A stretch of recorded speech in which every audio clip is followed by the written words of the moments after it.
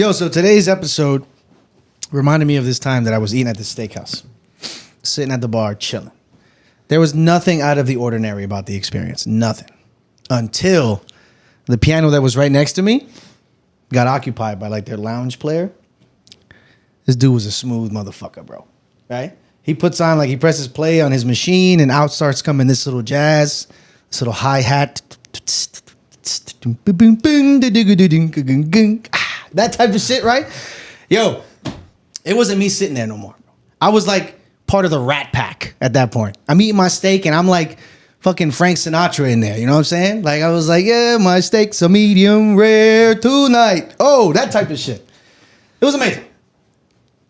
And I could also say I was almost like a detective. You ever seen film noir? Black and white film, LA Confidential type shit? That's what it was like, bro. I was like Dick Tracy and shit. Like, you know, the night is hot in Miami, right? The wine is flowing, the steaks are sizzling, type shit. Like, that's what it was like. And the thing about that experience that made me think was that, like, I'm not like a music nut. Like, I never have been. But if you think that like music doesn't affect your experience in a restaurant, you're crazy. Like, absolutely insane. Would that steak have been as delicious without the music? Maybe. But would the whole vibe have been cool without the music? Hell no, bro. Hell no.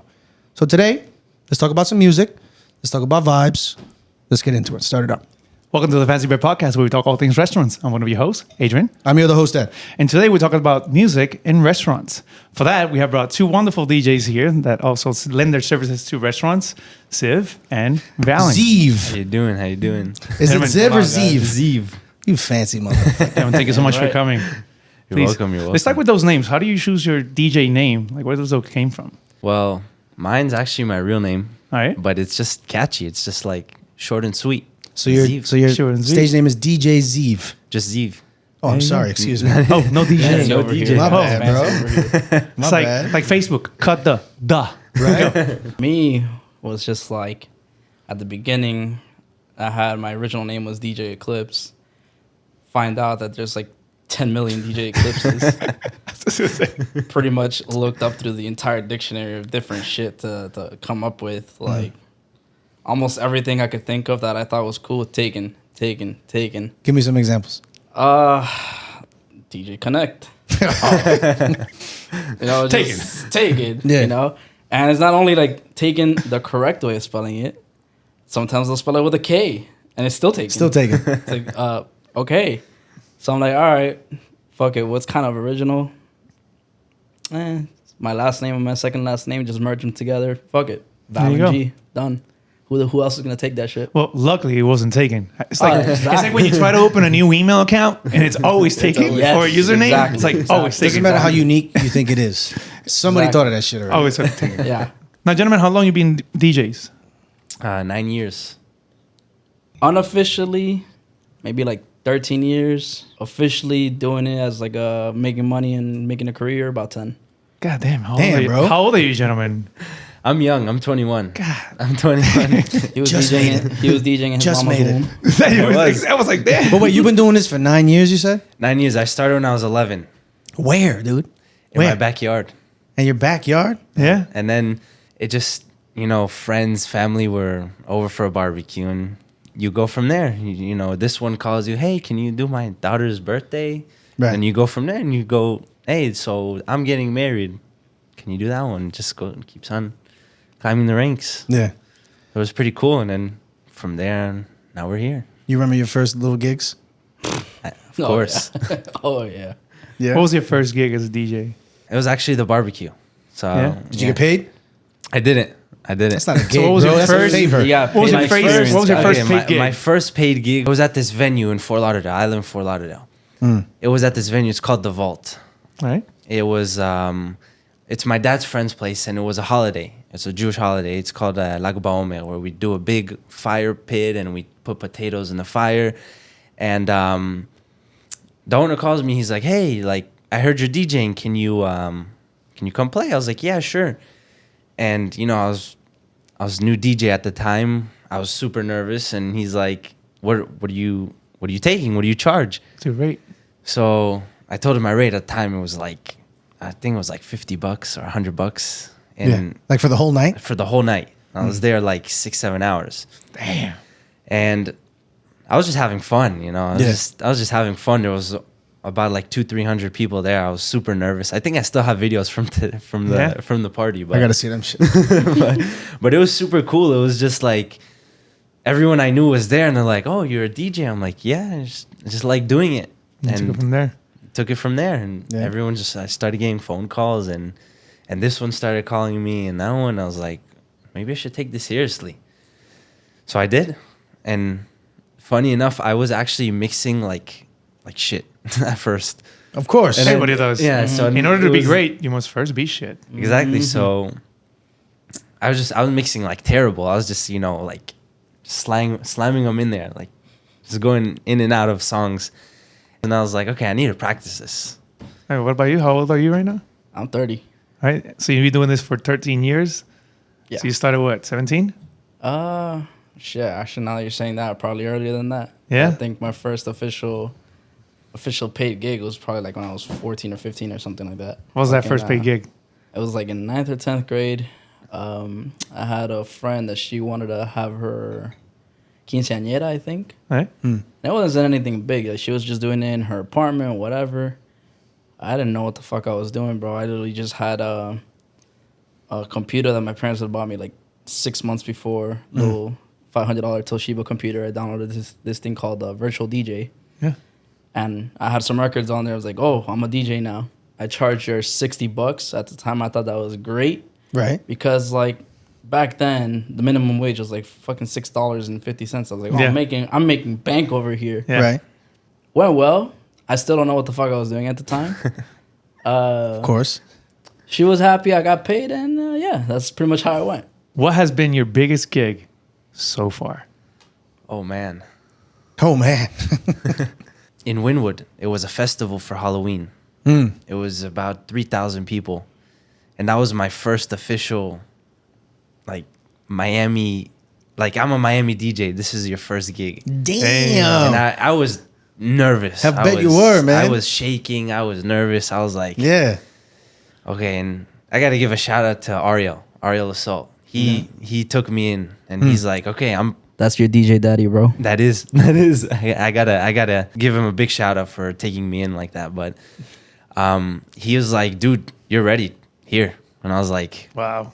what the hell is going on? There's like 3,000 people here, and Yeah. I'm on this big stage, and I'm like, okay, I gotta do what I gotta do. And I did, and I was super nervous. I was Yeah. like, this is cool. I liked it. But you love that shit though. Yeah. Valen, what about you? My biggest thing is where I'm playing one of my current residencies right now. It's at Blackbird Ordinary in the big room. Has a capacity of about like 700 people in the back and maybe 200 people in the front. Yeah, when I was thrown into the Lion's Den to do the whole night, which is a 6-hour set, I was like, what the fuck did I just get myself into? And honestly, I still don't even think I've reached the potential of where I want to be at in terms of like, you know, what's my biggest thing. Right. Honestly, I'm still discovering it. Who are some of your DJ inspirations? Who do you look up to? Who inspired you when you were getting into the DJ game? Because, I mean, it's all like you find somebody who influences you, you kind of copy their style, and then you make your own style off of that. And there's nothing wrong with that. That happens in every field, anywhere. Right. So when you were first starting, who were some of your DJs that you were like, yeah, I want to be like this person? Okay, so for me, I actually have a couple. My first big mentor is this guy named DJ Conflict. This guy Conflict With a K or with a C? with a With K. a K. Okay, let's make sure. There you go. He's Because still with the C was already taken. It's already It was probably already It was already taken. taken. Actually, funny enough, his name is trademarked and everything. You It can't is. take it. You can't take it anymore. I can't take it anymore. Not even his I social think media handles. Nothing. I think he even he trademarked my favorite DJ. Yeah. As his Like his name. slogan? Yeah, that's as like as his handles. Like if you go on Genius. Instagram, nobody could use that. If you go like write an article and somebody says that's my favorite DJ, no, you're infringing on his trademark. That's crazy. Yeah, it is. Yeah. It's pretty cool. Yeah, he was one of my biggest mentors, and he was one of the guys that started in Miami when Miami actually blew up. Okay. So he had all the opportunities, and luck given to him. Right. Aside from him being a disgusting DJ. Yeah, he's nasty, but he was in right place, right time kind of Right stuff. place, right time. Right, but still, regardless, like I would go out Preparation to meets his opportunity, gigs. baby. Yeah, I would go out to his gigs when I was finally taking this more serious. So he would be like my mentor in terms of like skill based stuff. Then I have other mentors like my house DJ dad, Nicolas. Cause I didn't get deep into house music until I met him and linked up with him. Ariel Saul also, he's put me onto a couple things, so I really appreciate him for that. Back when I was doing DJ battles, still friends with these two. One of them is called Matsu, the other one's called Nico Flores. They're both from the Midwest. Mm-hmm. Disgusting DJs technically wise, and even in their song selections for the Midwest. For the record, disgusting DJ means a great DJ. Yes, Yes. yes. just Not in like case. picking your nose. No, Alright. no. Like I was some- visualizing. I was visualizing this disgusting looking person Nah. killing it on the floor. Like he's nasty. yeah, some of Yeah, these yeah. DJs he's naming, they're like technically very skilled. So what do you mean? What do you mean technically very skilled? They'll blend music Okay. in a way you'd never think. I see. Okay. I'll mix in like a house song with like a Jersey song, or maybe the vocals of one song with the beat of another that usually don't work well together, But they make it work. but we make it work. Okay. And specifically, this guy Conflict makes it to a whole nother level. You're like, how the fuck did you pull this shit off? What about you? Inspirations? Mine are more mainstream. Okay. I really like Martin Garrix. Okay. He's like my number one. And funny enough, I always had a different taste of music than like my friends. I was always listening to the housey stuff, and I actually came across Martin Garrix when he didn't blow up yet. I heard some of his early songs, and then He hadn't done animals yet? he hasn't done Animals yet. Okay. He had like songs like Keegan before it, and a bunch of like B-Fam, where he was sneaking to Ibiza and going to play over there.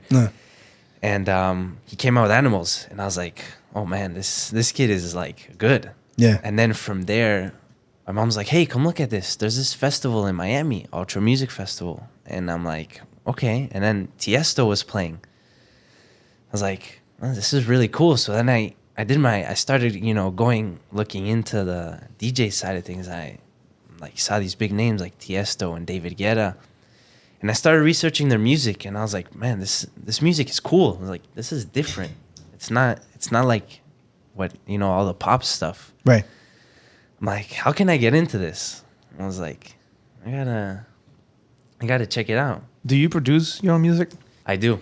Or really produce your own sounds? And I don't. There's different kinds of producing. There's Right. the ones that create everything from scratch. The ones like you mentioned, they mix one song with the other, and that's kind of like your creation as well. So that's also another way of producing. But you do from scratch. A lot of songs that I work on are originals, but I also do remixes. Okay. So I do have some originals out right now. Some originals coming out soon. Stay tuned. Drop Yeah, the you- names. Drop the We'll, names. we'll drop some links. I can't the drop scratches. the names yet, but some Right. of them are already out. You can find them on all the social medias. We'll make sure that your information is in the description below, Thank so you, thank people you. can check you out and Thank check your you. music out. What But about yeah. you, Valen? You don't produce any? I don't produce. What I can do sometimes is I'll make short edits of songs. Like, I want to say, like, we can expand on this later on when we talk about how we DJ and stuff like that. I'm the type of person that I like to get short and to the point with the song. You get me? I try to maintain the energy like that. So sometimes I end up doing like little short edits of the entire song and just get right to the point and get out. So sometimes I have to do that. So we have a dreamer on one side and a technical on the other side. Right. Ain't that interesting, huh? Right. We got like meat and potatoes, and we got a 10-course meal over here. They're both fantastic. What is the importance of the DJ? Good question. My opinion is kind of to set a vibe in a place, and also you got to have music. Anywhere you go, any restaurant you go to, or any club you go to has music. It's just music does something to you that not a lot of stuff can. Right. It can play with your moods. It can, influence your decisions.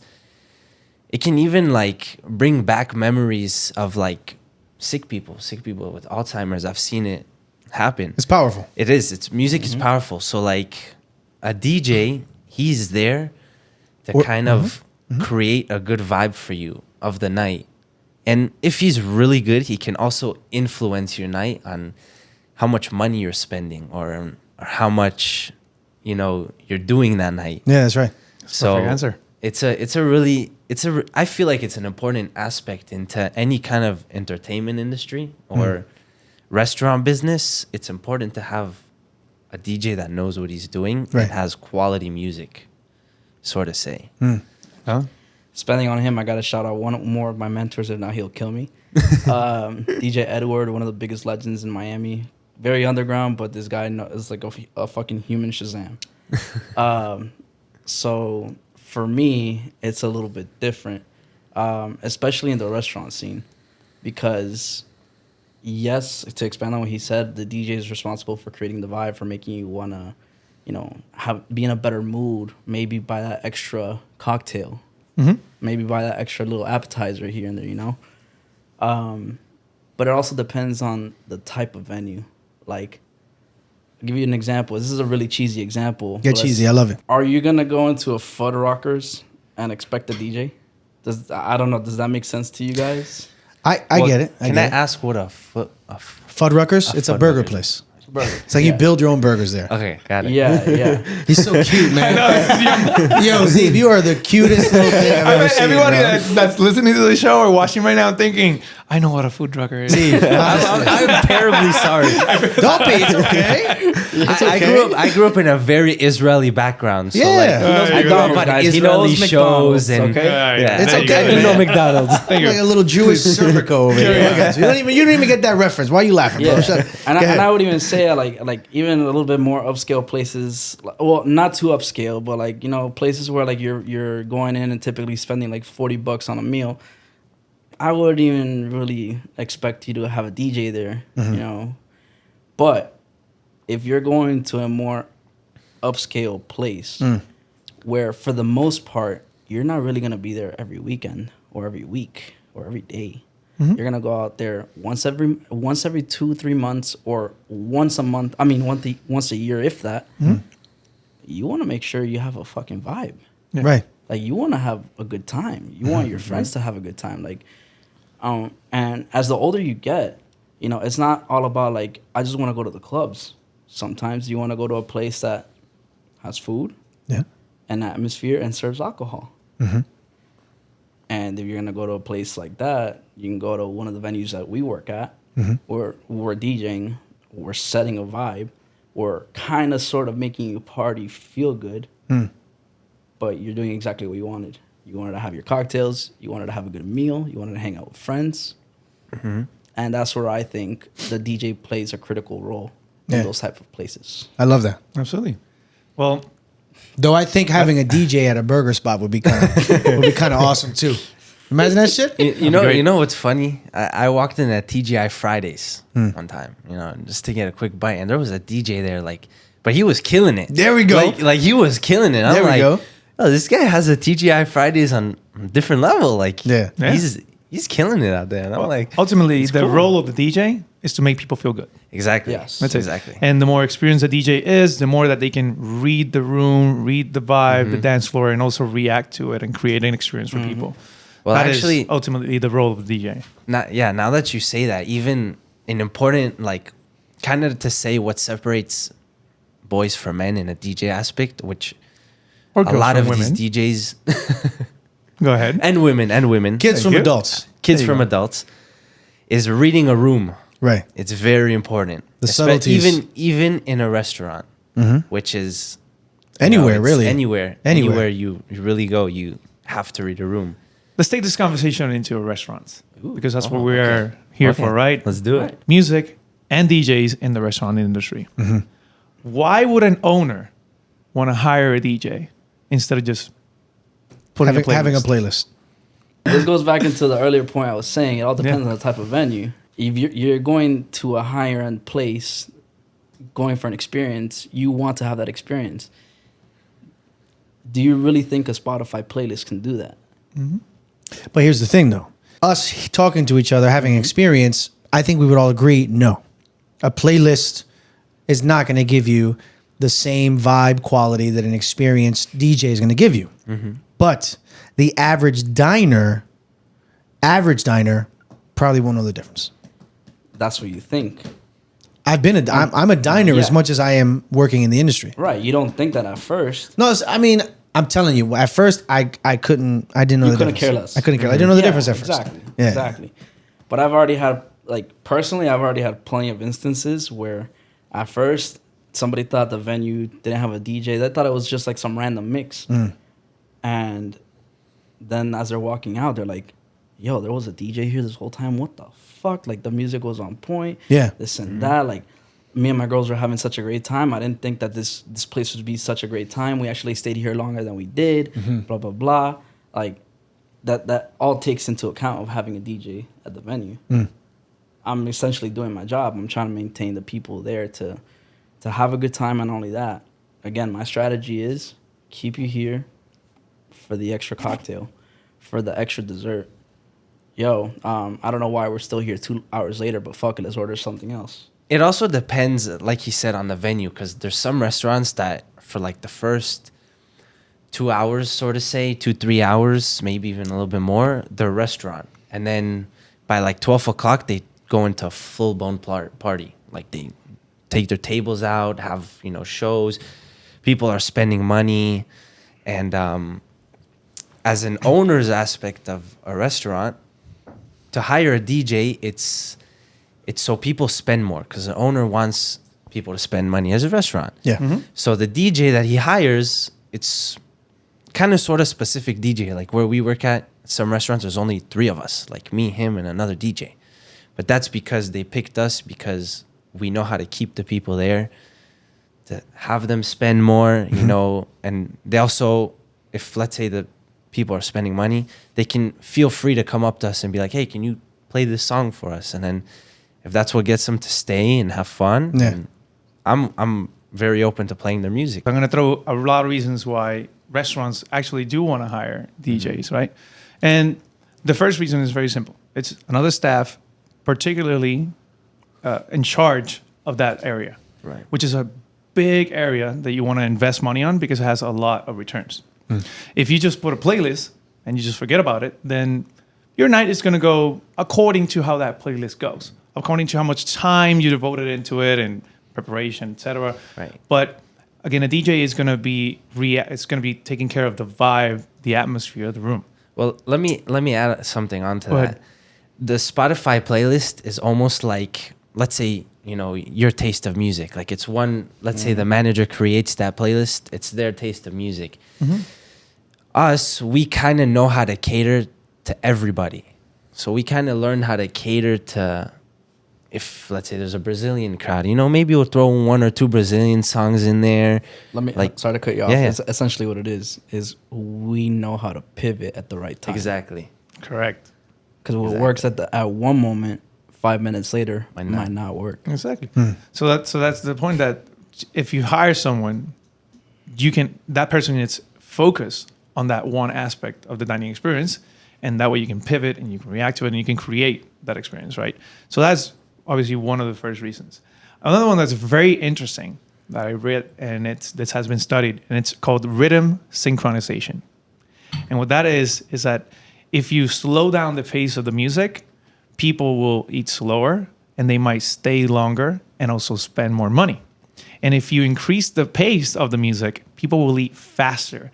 Also, But they tend to like their food less. correct. They tend to find food spicier or like it less, but they eat faster when they do that.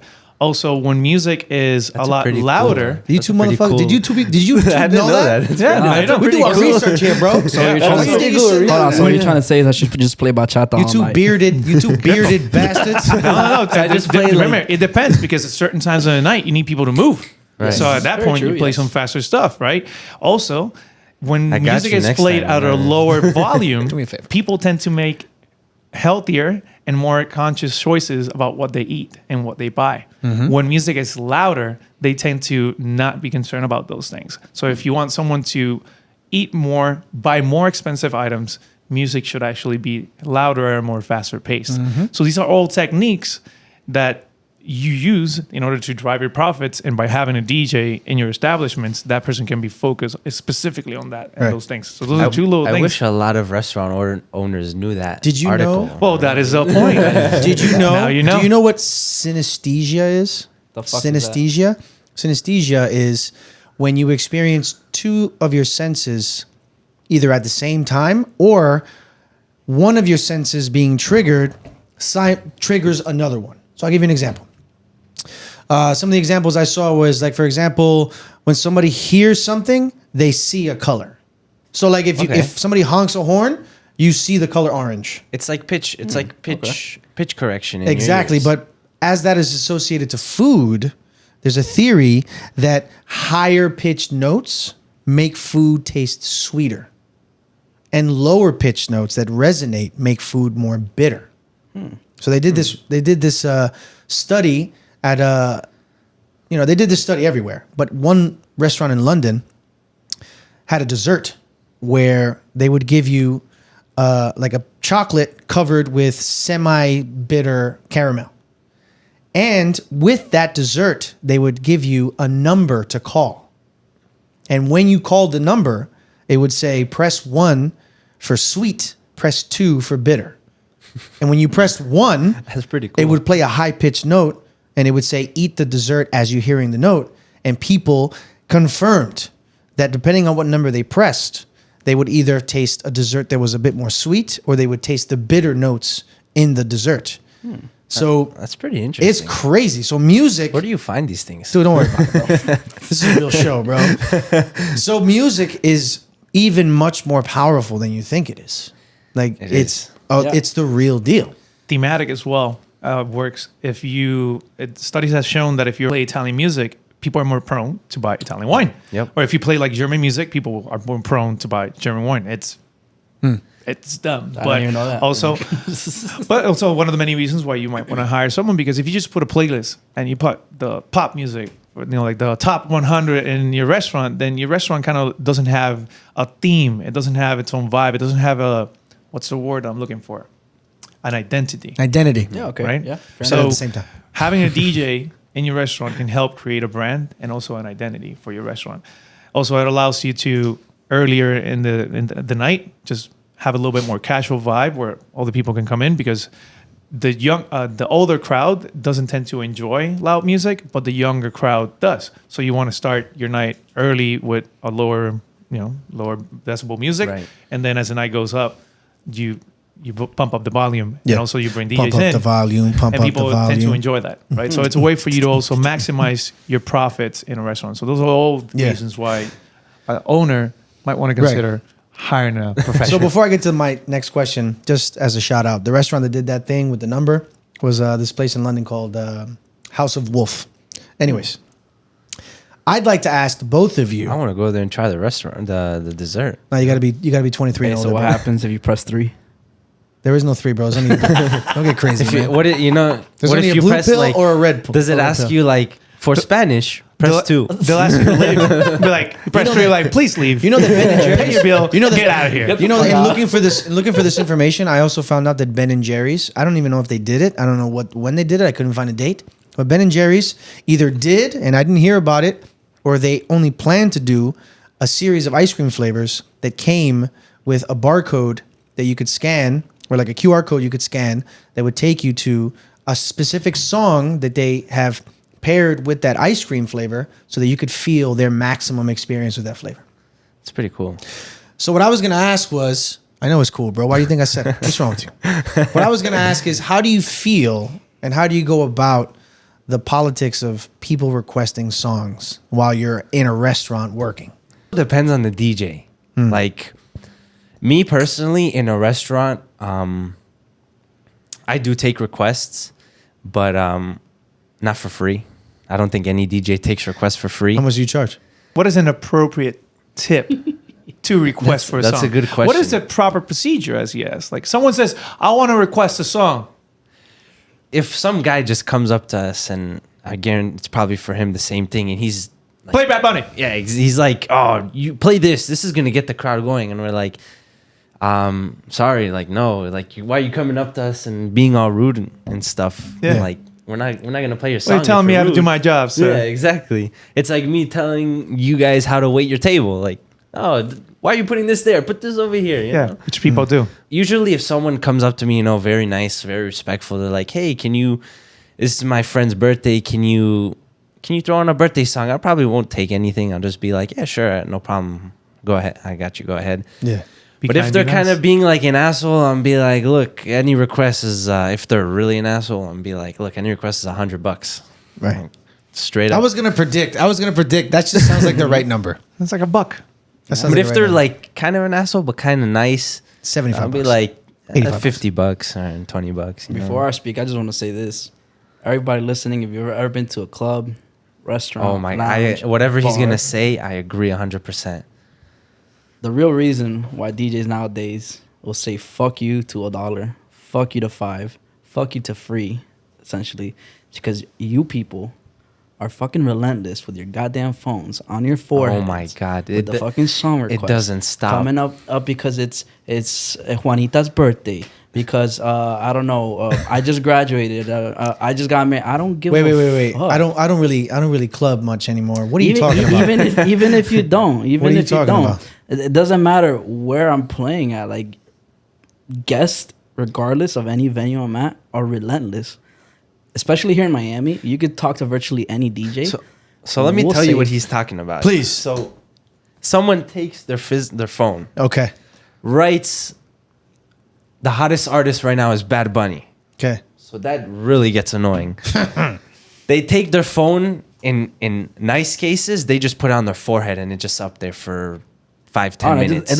It doesn't just stop by just putting up here. It's like But then if they're Fucking like, bring if out, they like, the- really want the song, then they'll start shoving it in your face and waving their hands, and I'm like, yeah. So long story short, my point is, guests at almost any venue, in Miami anyways, have forced us to be assholes and be like, yo, listen, it's gotten to the point where you shove that phone in my face, I'm going to shove my phone in your face with something similar, you know? It'll have different signs, you know? they would But have Bad Bunny, he would You have... do that shit, I do this shit right back. I don't even talk to you. I don't even talk to you. Just like, yo, here Put you it there go. for everybody to see, baby. Zoom into that shit. Right there, Right baby. there. Actually, you know what? Let me see that shit. Give me this shit. Just don't scroll, you don't know what what's going on over there. Look at that. Wow. There you go. Most of the DJs I know, they have screensavers just like it. All right. Just know, if people were not as relentless, if you guys were not as annoying, we may have some compromises, you know, cases here and there. We'll just do it like no problem. But people are just relentless and it gets Oh, annoying. yeah, So we man. said, fuck that. Listen, the point people need to understand is that every time you go out somewhere nice to celebrate any particular occasion, a lot of people that are there are celebrating as well. So if you go up to a DJ, you go up to your server and you start making requests because it's my birthday, it's my friend's birthday, it's this, it's that, everyone else is too. Yo. So if you truly want something to happen, put your money where your mouth is. Exactly. Exactly. Hey. And don't and everyone knows I'm a nice guy, you know. Don't come up and shove your phone in my face because I'm gonna change the language on your phone. I'm gonna put That it to too, Chinese yes. and I'll let you figure it out from there. There you go, baby. I'll change it to Chinese. I'll be like, all right, here you go. I've even done sometimes, especially like at some clubs that I've done. I grabbed the person's phone. I put it right next to the DJ with like, yo, you're getting the shit at the end. What are you, like a fucking He's a third teacher. grade school? Your shit's in timeout. Give me your phone. Hey, Yeah, you're Not shit's even in third timeout. grade. That's too it. young. But like, what are you, a high school teacher? You're confiscating phones and Bro, shit? I'm a fucking elementary school teacher, bro. Dude, if you Fuck confiscate it's in my timeout. phone, the party's over, bro. I'm banging up that fucking DJ booth. Give my phone back, Talk bro. to security. Now, gentlemen, Okay. how did you transition from working in clubs to working in restaurants? I think I should start this one off just because I've been in this a little bit longer. I'll let him start this. I wouldn't necessarily say I've made a transition because I still can do a club. I could do a lounge. I could do a bar. I could do a restaurant. The thing is, DJs have to learn the marketplace. You have to learn how to time the marketplace. This is something that the veterans that are still doing it recognize. Right now, the market is not in for the big nightclubs. You know, like in Miami, realistically, we have 2 nightclubs. Live in 11. You want to tell me anything else is a nightclub? It's like, nah, it's a lounge. Nah, that's a bar. Nah, that's a restaurant. I gotta add Mint to that one. But Mint is a lounge. Yes, it's a club. It's a club but and a lounge. It's a lounge. But What's the official title of Mint? Isn't it Mint, Mint Lounge? Lounge? Mint Lounge. It's a lounge. It's a lounge. But it's huge. And, Yes, yeah. yes, Big lounge. but regardless, like I'm talking about like actual nightclubs. Like back in the days, you had like what you had Mansion. Oh, you had a lot. Like you had Story. Story. Yeah. I'm young and I know these clubs. Yeah, back when this guy Conflict The W. was doing it, the guy I mentioned earlier, the beach was booming. There was a club every 2 blocks. Now there's like realistically like lounges, 2 big nightclubs, and everything else is a restaurant or a bar or something. So restaurants is a new area for DJs to venture in. Yes, Well, specifically the restaurants that turn into parties after. yes. That's a big one. There's a lot of over here now in Miami. I call it club dining. Yeah, That's or a a- club restaurant. Yeah. We can expand on this later on. I know it's going to be probably one of your questions later on, but like let's say a younger DJ coming into this market might have the thought of like, oh, I want to play at the biggest place in Miami. It's like, bro, there's only 2, 3 Well, if that. as a young DJ, that was, the mentality. That was your ambition. Like, oh yeah, I'm straight going to the Yeah. big time. And something that I've noticed just from being in this industry is either you move with the market or the market spits you right out. The market is a big thing to adapt to over here, especially in a place like Miami where it's a big party city. There's a lot of DJs and a lot of DJs moving into Miami. For me, it was the other way around. I started as a restaurant DJ because that's where my opportunities arose, as to become a club DJ. Here's a question that, because I have a friend who's also trying to become a DJ, but he likes to play house music. And I said to him, something that you should consider is playing in restaurants.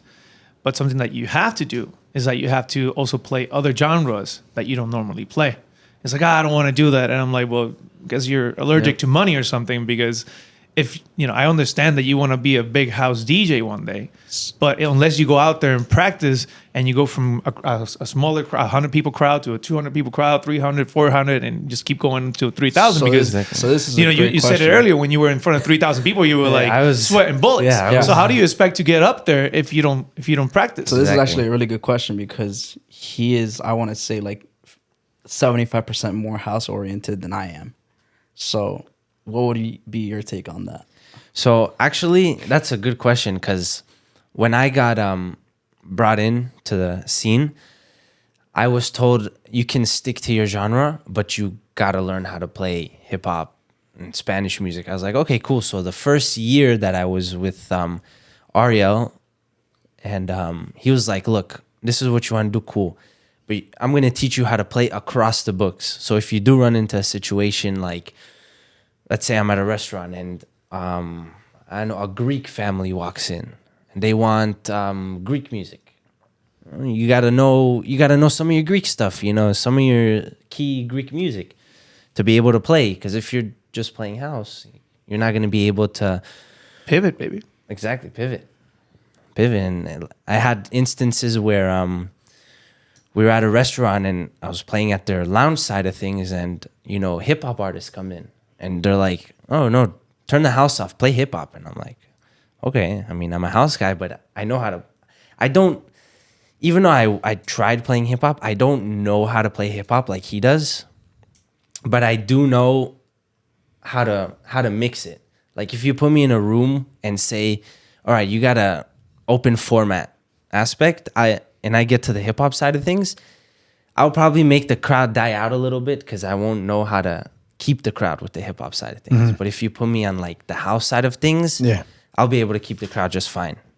And I'm on the opposite spectrum just because I essentially learned from open format. Open format meaning I play anything and everything. With some exceptions. I'm not gonna fucking play country music. Sorry.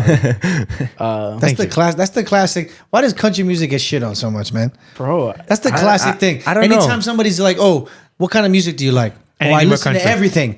The next question is, even country music? I honestly do. You like country music? I listen to everything. I don't shit on any music. Music's music. sure. Florida Georgia Line's my shit sometimes, Yeah, I mean, it has this, for me, it has this niche spot. You know, there's places where it's good to hear it. Maybe at a concert, maybe you're on a road trip or some shit. But it's like, bro, are you really gonna play country music at a party? Is that gonna turn people on? Depends on where you're at. So how do you handle playing music that you don't like?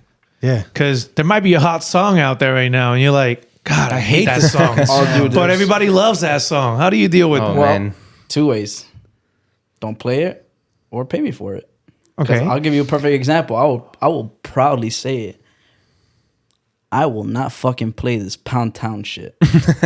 your coochie's pink, your booty hole brown. Do you and guys you're know that looking- song, Pound Town? bro? No. You guys will not play that song? I don't know. I think what you gotta do is man. It's honestly, just a hot song right now, which is very weird. How's it go? But How's it go?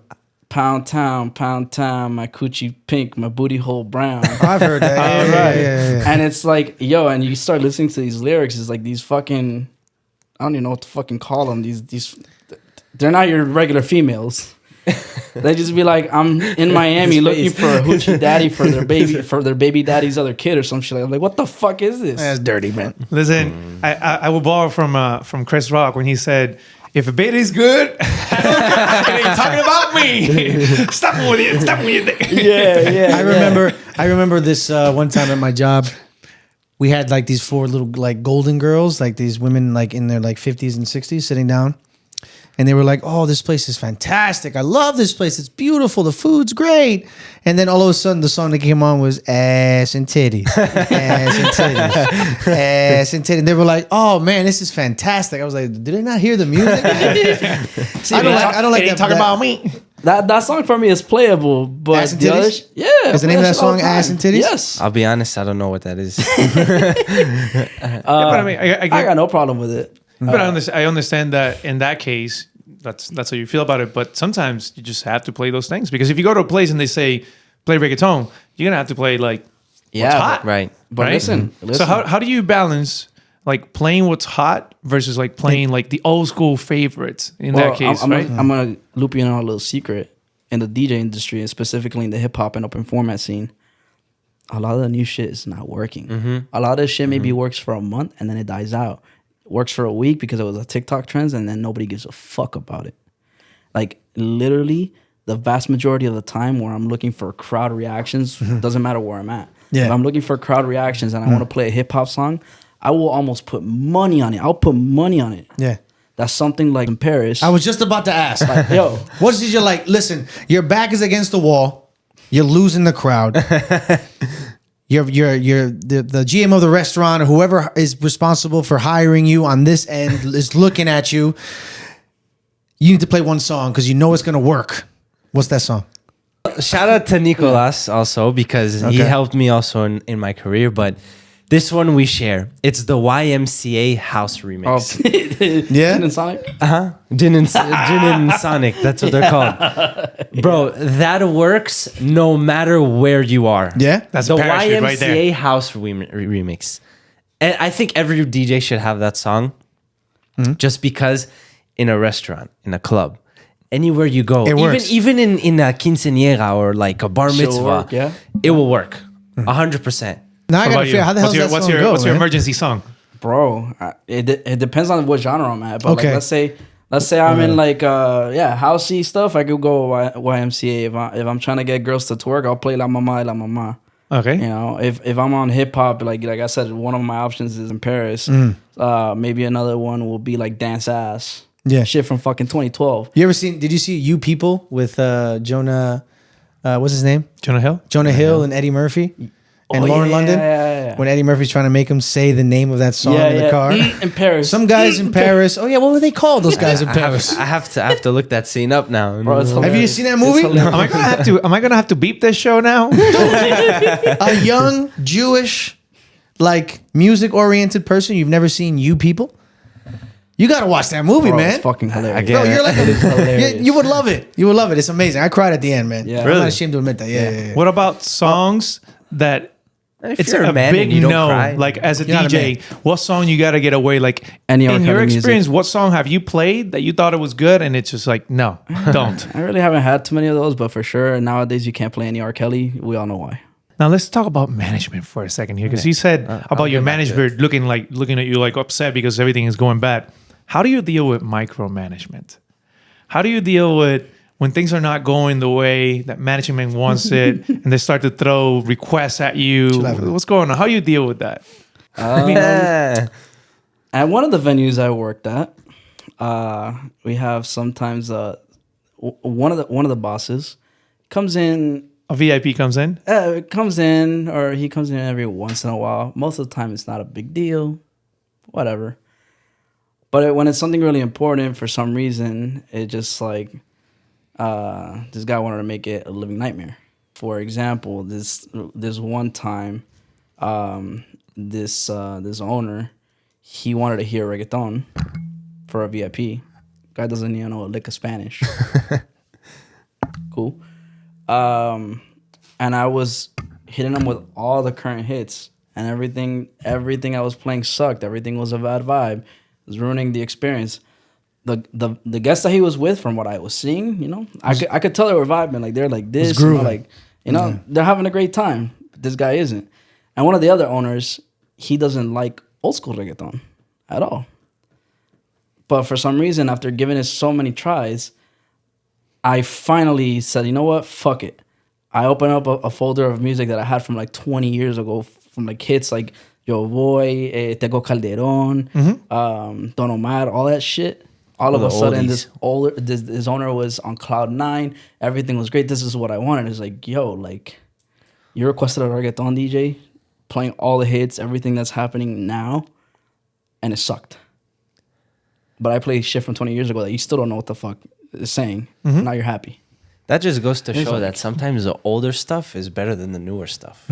It hits it, like you said when you started the show. It hits those memories, you know. Exactly. Because it makes you feel young. You know? I guess that's how it goes. How about you? How do you deal with that micromanagement? How do you deal with like, you know, switch that up, switch it into this, switch it into that, play this, play that, don't play that. I don't like that song.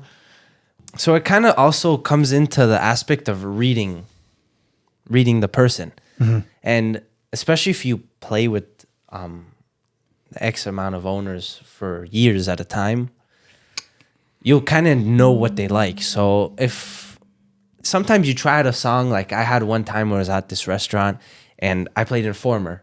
You know, I don't know a lot of 80s music. I do know my 80s, but I don't know like I know the hits. But I played Informer, and he's, you know, nicely they were like, hey, the owner doesn't want this in the restaurant, just change it. I'm like, okay, cool. So from there, I already knew, okay, don't play this, this, this, and this, but you can play this, this, and this. This is what he's gonna like. And then I did that, and I'm like, oh, cool. So then I know that, okay, now I just need to find more songs like this. Okay. So when they do ask me to change it, I'm ready. You know what direction I know where to go. I know what direction to go. I know. This kind of has to do with micromanagement, and it doesn't at the same time, because when you're starting at a new venue, management doesn't know who the hell you are. Staff doesn't know who the hell you are. Yeah. They have certain expectations of you. For example, at a big nightclub, they expect you to have certain songs for certain bottles, for certain clientele, for whatever the reason. At a lounge, same thing. At a restaurant, same thing with different types of guests and everything. So at first, when you're starting at any venue, I feel like you're more micromanaged and you're more under stress and more under pressure, right? Which makes it a much more unpleasant place to work at. But a couple months down the line, if you're able to make it down the line, it gets easier and they don't really bother you as much. You're more trusted in what you're doing. That's the same in every. That's the same everywhere. Yeah. For us, it's the same thing. When you start a new job, management, ownership doesn't know anybody. Everybody's kind of on the same level playing field. But people who know their shit very quickly establish themselves as somebody who can be trusted. Oh, who's working over there? Oh, that person? Oh, that section is good.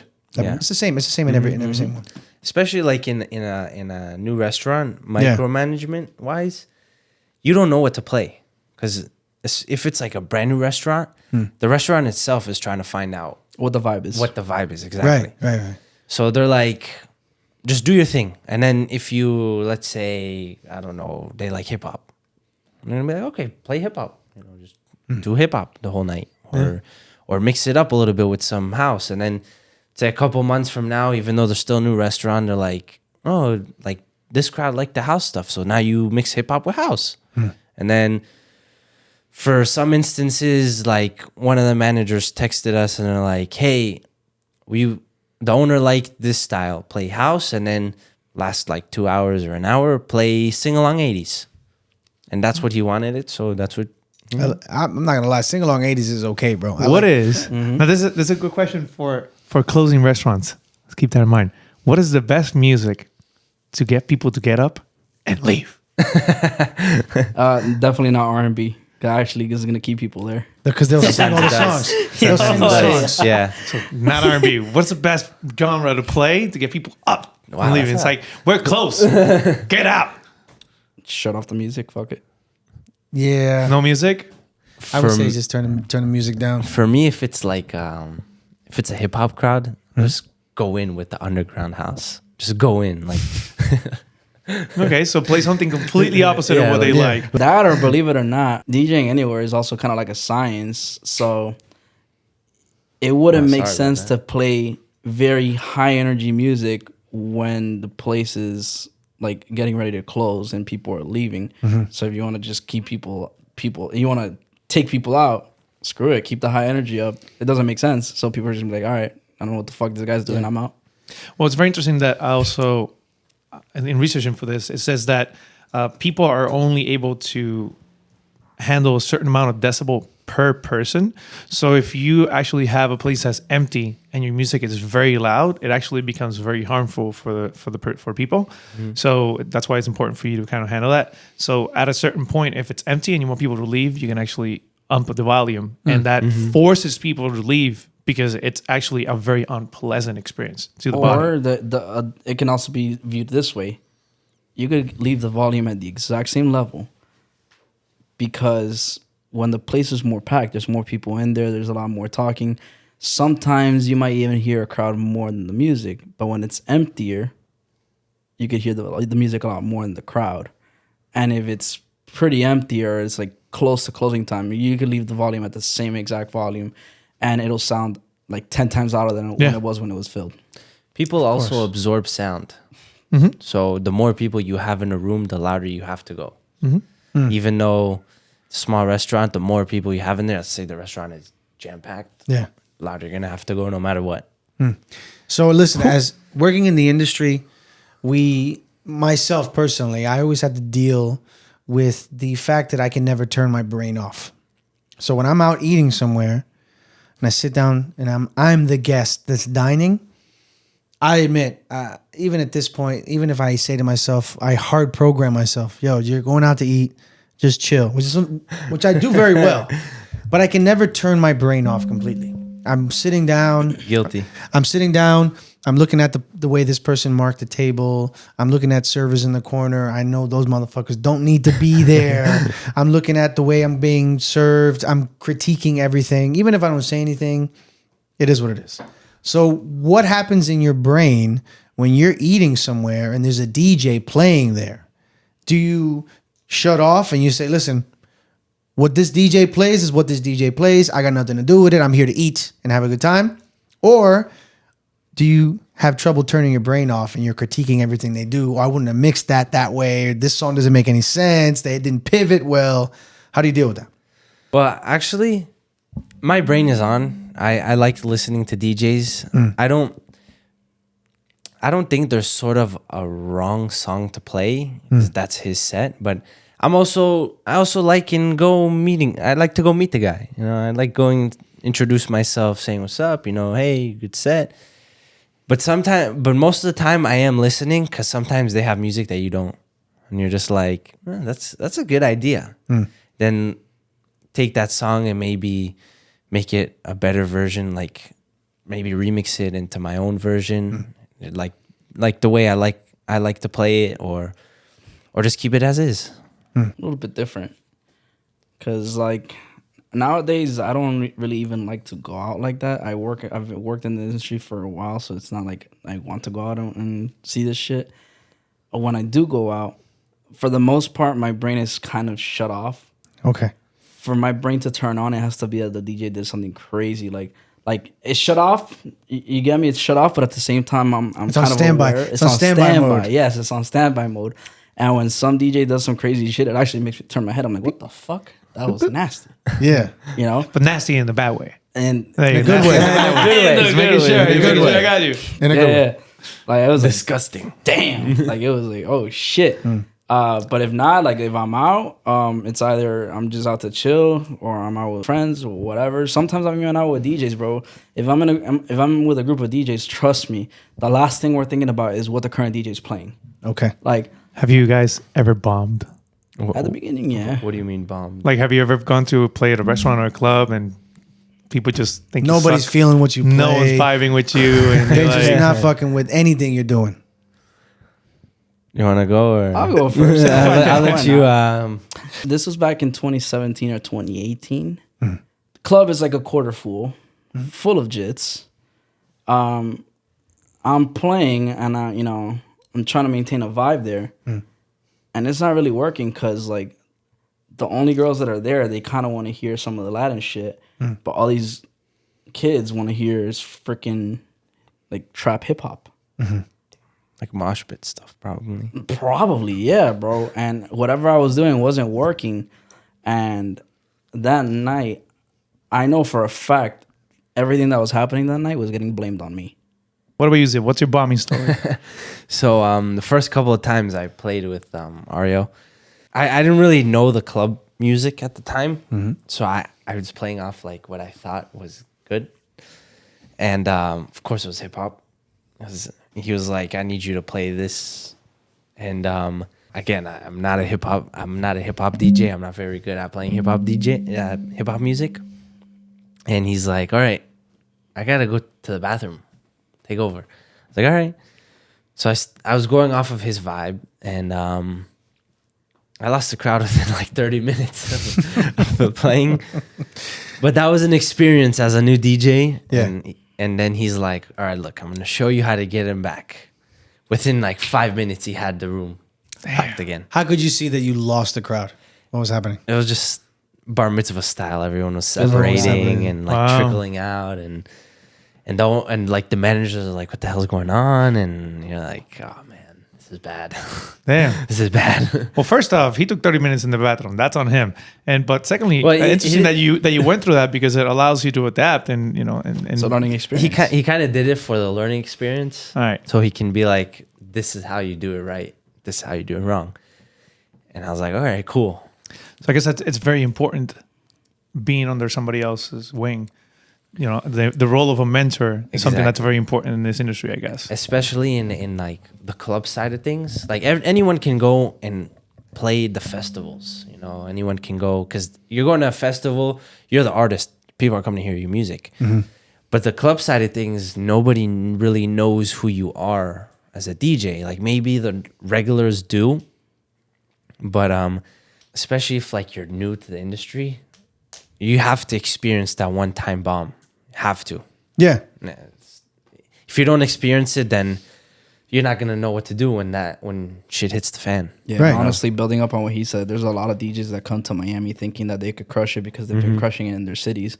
And when you come to Miami, Miami is so diverse with different types of cultures, different types of music. You got people from all over South America, the Caribbeans, white people that only like house music. Like, you have to be able to adapt to pretty much almost any genre in Miami. So You diversifying your portfolio, it's a Yes. must in Miami. And Miami Especially is a like must. especially in the wintertime when all the European tourists come, they all know house music. And they know house music. It's not like your typical commercials. They know their house Yeah, music. we'll get into that later. Let's get on, into yeah. some context, gentlemen.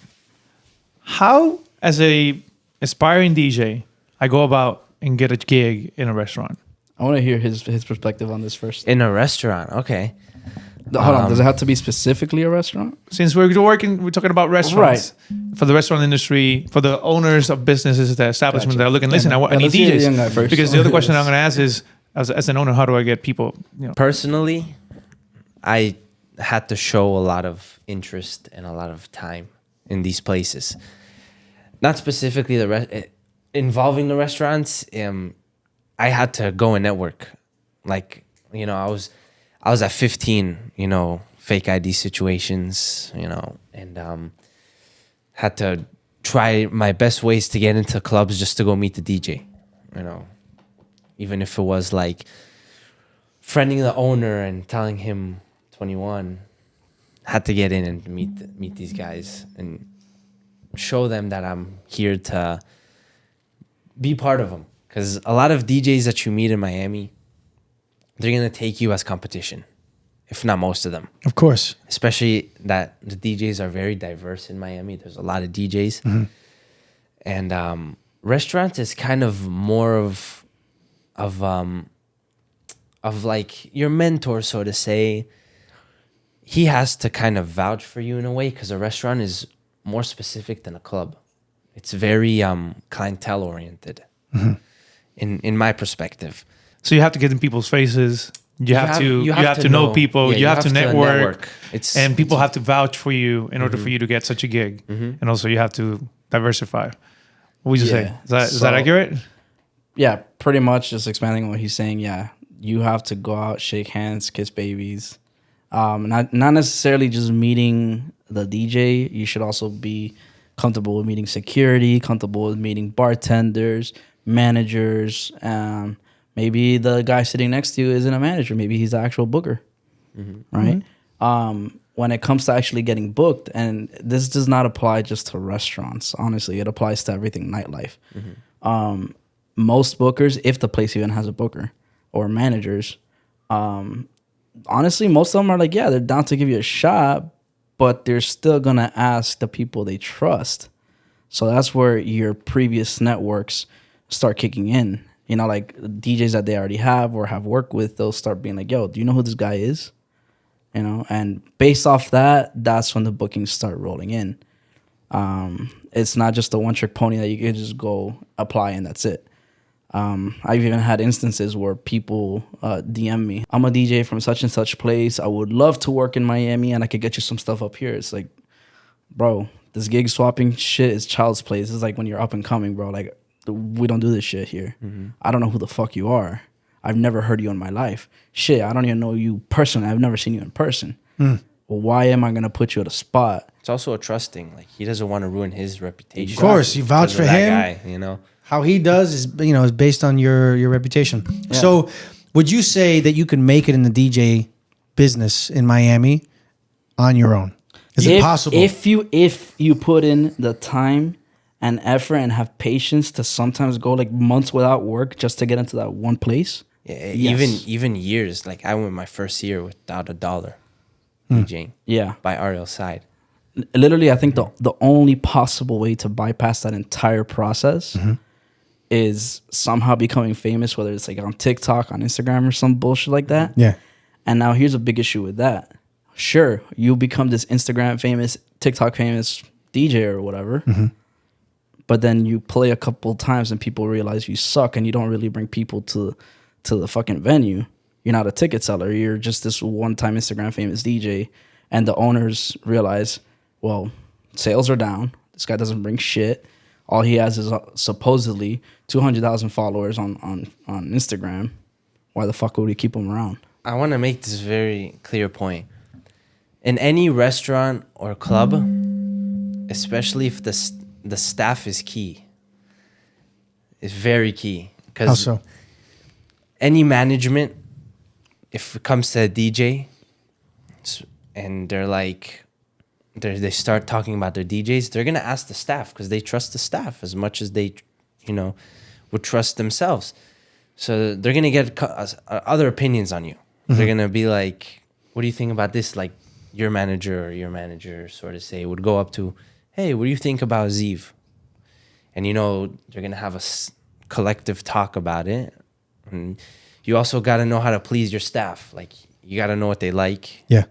Sort of say sometimes the restaurant's empty. But sometimes you have the days where like it's out of season, restaurant's empty. You're playing for 2 people. Okay, they're cool, they're vibing, but that's the time where everybody is listening to you. Yeah. So if you fuck up, You're fucked. So that's your. No, but that's a good time point to- because the servers are on the floor or all the wait staff. It's taking care of the guests, so we're constantly listening to the Exactly. feedback from the guests and saying, "Oh, people are vibing to it. They're not liking it. They're I'm not gonna everybody's lie. cool. People don't mind." Because I guess that's a great point. When the music is clicking, man, when I'm working, It's it makes clicking. things a lot easier, man. Yeah. Just a quick question. I was wondering, what percentage of DJs in restaurants or just in your circle, professional circle, are women? I'm just wondering. Oh, actually, For me, 0. Yeah? For me, a couple. Really? Yeah. But would you say that it's dominated by men? Yes. Wow. Like 90% or more than that? But like 95%. Yeah. There's about that. Wow. Yeah. I wonder why that is. Look, don't ask me why. Okay. Thank you for saying that after I asked the fucking question. But I'm gonna give a special shout out to this DJ. Her name is Jessica Who. She Oh, is, man, she she's is open great. format. Jessica who? Yeah, that's Yeah. her name, Jessica Who. Jessica Who. It was a joke. She probably doesn't know me as well, but she was in the inner circle with the one of my mentors, Conflict. Bro, one of the best Best female She's DJ. nasty? DJs I've She is Best female nasty. DJs Yeah. or just No, just she's Nasty a good. good DJ? She's really She's good. really good. She's really good. Now, nothing sexist. Is she or anything attractive? Like that, but She is, but it's not because she's attractive. Okay, I'm gonna. It's like No, I'm just asking a general question. It's not because she's Is attractive. she attractive? Yes, but it's not only because she's attractive. are it's you like, saying that because gig wise, as women? I'm just saying that there's a lot of people who would say, like, for example, you ever seen these like people who like play video games online, Yeah, like like Twitch streamers. like and Twitch stuff streamers, like for example. There's a you know, like a popular theory that all a girl has to do to be successful on a media like that is put on little cat ears, and she doesn't have to even be a good gamer. She doesn't have to be interesting. She just has to have her fucking tits Well, on camera. this is where that's him the and I- theory. So I'm just asking if that girl is attractive, because I guarantee you, if she's very attractive, a lot of people would say, Right. "Oh, she's only popular because she's very attractive." I So I'm hoping that she looks like a fucking troll, because that would make it even much more wholesome, the fact that she got where she got because she's talented. That's my question. yeah. So in the house music scene, you might experience this a little bit more. There might be a couple more female DJs in there because, in my humble In-house. opinion, in my humble opinion, coming from somebody that could DJ a lot of genres, house music is not too hard to mix together. It's just a matter of selecting the right music, you know? So there are more female house DJs in the industry. But when it comes to overall DJing, it doesn't matter what genre you want to pick overall. I really haven't found that, except for Jessica Who.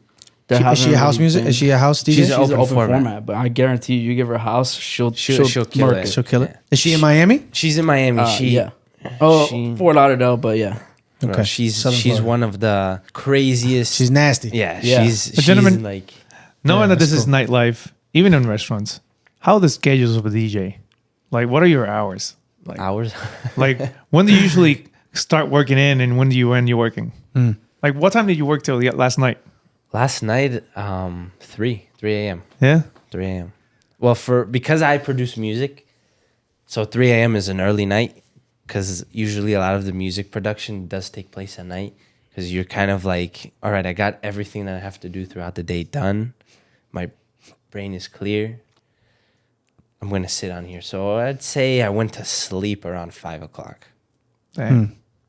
But usually This morning. But usually your This work morning. hours are from like what 6 to 12 to 1 a.m. 2 a.m. Depending on your gigs, honestly, because sometimes like we have day gigs where we work from like 12 in the afternoon to like about 3:30 in the afternoon, 3:30, and then you would go from there.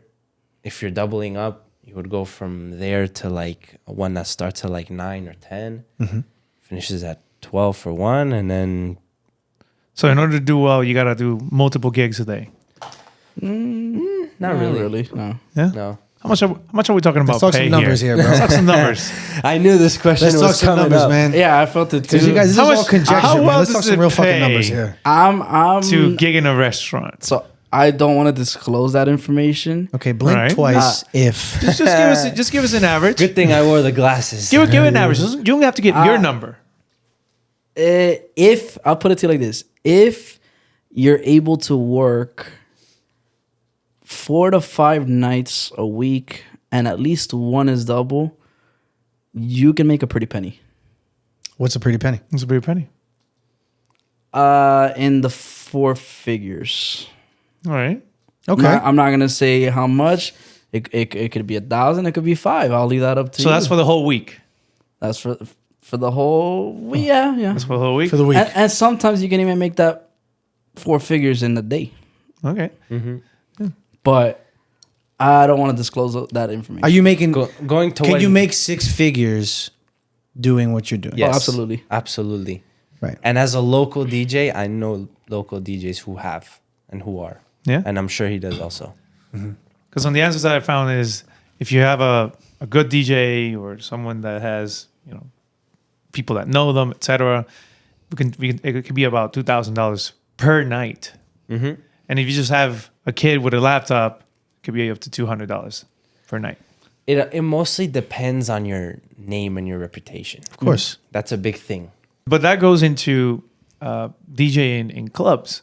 Talk about in restaurants, because a restaurant owner, remember, a restaurant owner is always trying to, Yeah, they might pay have as a less budget, as they right. can and have as much as they can, and they want you to be there to serve a purpose, to serve a function. They might have a leverage of budget. What would be the average that a business restaurant owner would say? Listen, I just want you to play for 6 hours tonight. You start at 8 p.m. and around 2, get out of here. You got to know what you're worth. As a DJ. Honestly, again, it goes back to I'd rather not disclose those numbers, but at the same time, it goes back to what he was saying. It's your reputation, how long you've been doing this, what your connections are. Because I actually had this happen recently. There was one venue that they're like, "Oh, well, we pay our regular DJs." I'll say how much they pay the regular DJs, $200, and I'm like, okay, you think I'm gonna do it for that? The fuck no, I'm not. Regular DJ's an idiot. Yeah. Like I'm not doing that. Like right now, I have all these other places paying me X amount for X amount of hours. You're either gonna match that, or I don't. Why are we even having this conversation? So, and I'm not saying that to be cocky. Look, I'm not the best DJ in Miami. I'm not the biggest name in Miami, but I have enough leverage to be able to talk to a manager, obviously in a more respectful way, but be able to say that. There's nothing wrong with knowing your worth. Yeah, Exactly. Nothing wrong with There's a lot of kids lately that, because of COVID, have decided to get into the DJ game, which is fine. Anyone can be a DJ. That's Who you what I calling always kids, say. man? Who you calling kids? Young Los adults. niños. yeah. Kids. 21-year-old 21-year-old ass. talking about Shut up, getting dude. into COVID. Go ahead. These young But- kids today. Yeah, continue. I always tell people, that come up to me and ask me how they can get into the game. I said anyone can be a DJ. It's what you do with your talent and your skill that sets you apart from other DJs. Mm-hmm. And a lot of these, people over COVID, young adults, decided that they want to get into the game, which is fine. But they're all playing like all these house songs and all this, and they don't have. They're all generic, by the way. They don't have that. They don't have their club- own identity yet. They don't have their identity. They don't have that club side of things that they need to experience Right. to be like, oh, okay, this is a little harder than we thought. Okay. It's not just pressing play and, hey, I'm a DJ. Yeah, if I can expand on that, I'm gonna be name dropping over here, but like, let's say you go into a house music venue. I don't think any rookie DJ can go into, for example, Mint Lounge and do what he and Nicolas does. I don't think they have the music knowledge for it. They think they do at home, but not there. If you go to somewhere that's like more hip hop oriented, like this place called Brick, one of the DJs there, his name is Casey Chops. If you think you have better mic skill work than him and his knowledge of not only current hip hop but old school hip hop, if you think you got it better than him, good luck. These young adults, they're coming into like the Miami scene and they're charging $150 for like 7 hours. And we're like, okay, that Cheapens your work. exactly. They're undercutting you. You go to this, next thing you know, these places are calling you up and they're like, oh, but this guy's gonna take $150. I'm like, I'm not this guy. I have a name. I have reputation over Excuse here. me, man. Excuse me. But hello. this is something that the veteran DJs actually take advantage of. Yeah. Cause I've heard it plenty of times and I've actually experienced it too. Not me saying it like this, but I've seen it where like, okay, oh, you want to spend $150 on this DJ? Go right ahead. 2 weeks later, this happened to me. Well, not me. It happened to somebody that I know. Like a couple years back, they cut him off 2 weeks because this other guy supposedly had a big name and was charging cheaper. 2 weeks later, he gets a phone call from the owner. Hey man, look, sales are down. We really need you back. Da da da. And he's like, oh, well, you know what? Because you need me back, I'm gonna charge you $500 more. And they paid him. Mm-hmm. Yeah, you fuck around, you find out. They realize the music quality is not the same. Yeah, As You a guy who you has get what you pay for, man. Exactly. You get what you pay for, want dude. Experience? Mm-hmm. Pay for that. You get what Oh, you pay yeah. for. That's Gentlemen, that. speaking of experience, I want to leave you with this last question. What do you know now as a DJ that you wish you know before? Oh man. Biggest thing for me is I wish I would have started earlier. Wish you would started earlier. Started earlier and gone out to do a lot more networking than I initially did.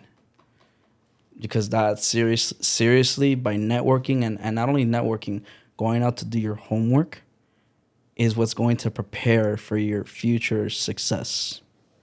Because you can't just, again, it's like what we were talking about earlier. A DJ can't just go and apply for a place and I got the job. No. You have to do your due diligence and actually go out there and network and listen to what other DJs are doing and practice your ass off so you could potentially be better than them. And I wish I would have done that earlier because of the simple reason that compared to your normal standard jobs, I don't think the lifespan of a DJ, not in terms of like how old you're gonna get, but the average career life of a DJ is not as long as a regular job. Really? Mm-hmm. Yes. I would have thought it was longer because it's not like a physically demanding job in the way that some other jobs are. Well, I didn't touch on that, but you lose your ears. Is a very common for DJs to have tinnitus. There's that, but it's like, think about it like this. Even at a restaurant scene, right? It's like, are you going to have some 70-year-old guy playing music at your venue? What if he's nasty though? Maybe.